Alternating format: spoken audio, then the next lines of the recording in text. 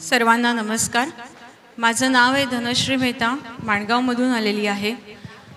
गाणं म्हणणारे दिल तो है दिल, गीतकार आहेत अंजाम आणि संगीतबद्ध केलंय कल्याणजी आनंदजी यांनी आणि बोल आहेत भारतरत्न लता दीदी यांचे।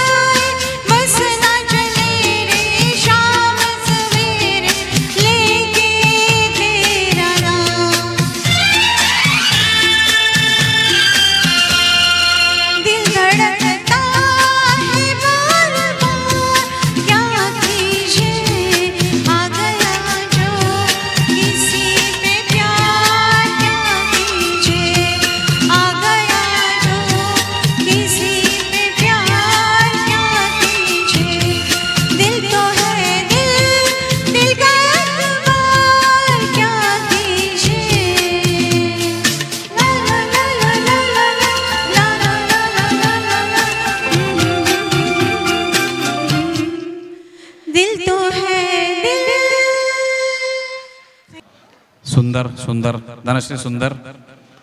एक मिनिट, धनश्री हे सर्टिफिकेट घेऊन जायचंय पार्टिसिपेशनचं। मला म्हणजे कसं आहे, आपल्या समाजात कोणी प्रोफेशनल सिंगर नाही आहेत, म्हणजे व्यावसायिक गायक आहेत असं नाही आहे, तर आपण सगळ्यांनी गाणी समजून घ्यायची आहेत त्यांची।